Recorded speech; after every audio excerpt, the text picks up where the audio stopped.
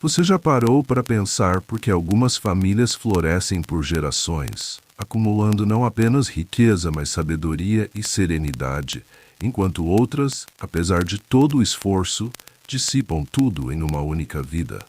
A verdade incômoda é esta: a prosperidade não é herança de ouro ou títulos, mas de princípios culturais que moldam o caráter, e a maioria de nós os ignora, confundindo sucesso passageiro com legado eterno.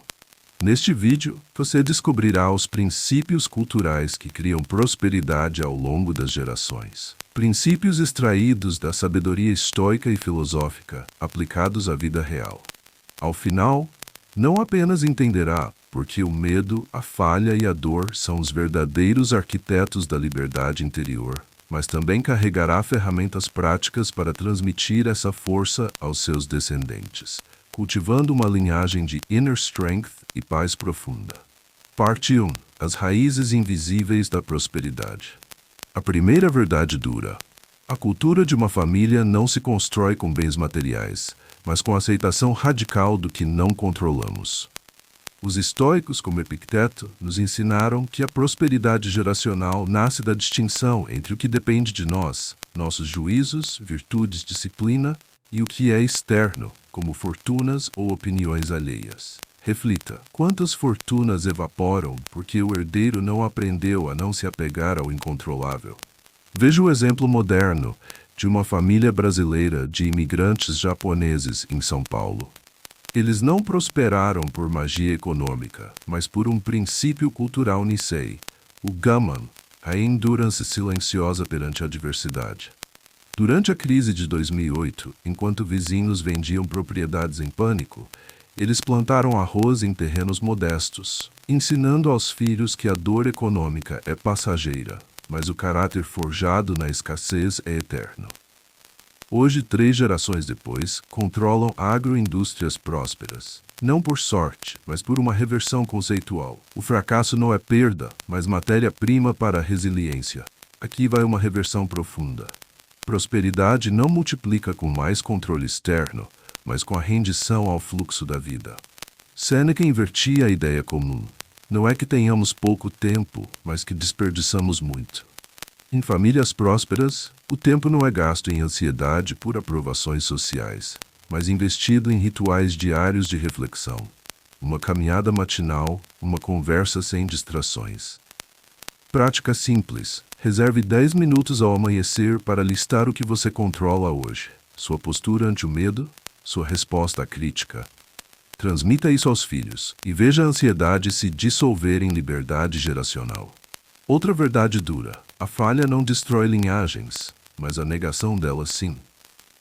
Marco Aurélio, imperador e estoico, enfrentou derrotas militares e pessoais, mas escreveu: a felicidade da tua vida depende da qualidade dos teus pensamentos. Reflita sobre isso em meio à nossa cultura de vitimismo. Por que famílias como os Rothschilds perduraram? Por que cultivaram a norma de dissecar erros em lições, não em desculpas? Exemplo vivo.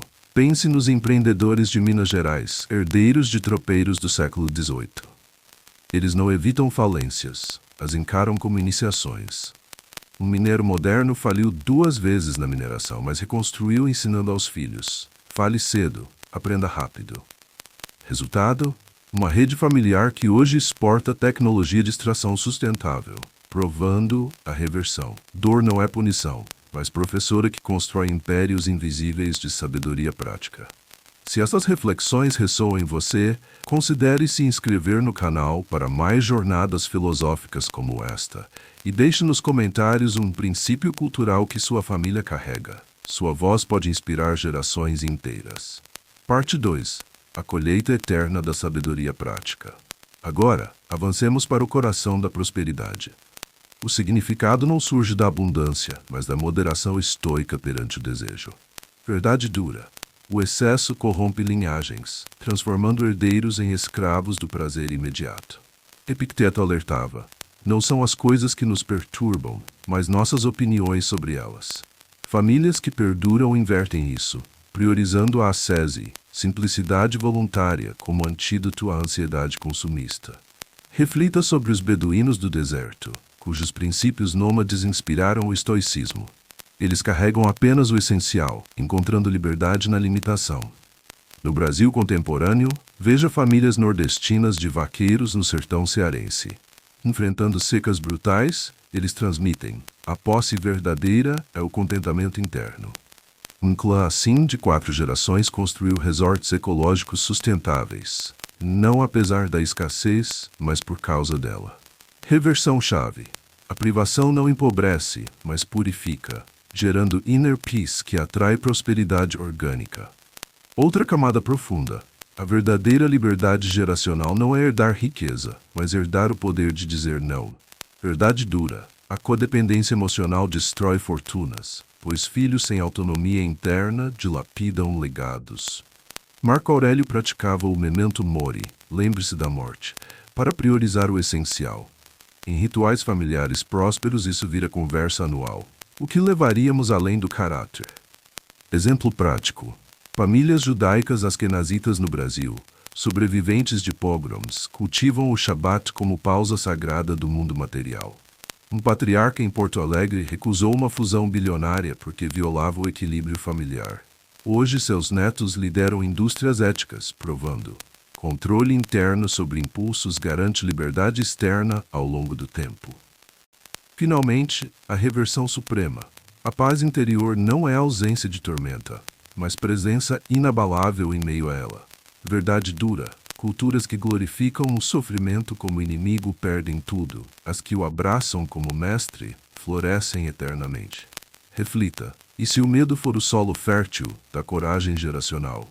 Você, que ouve estas palavras, carregue este fogo quieto.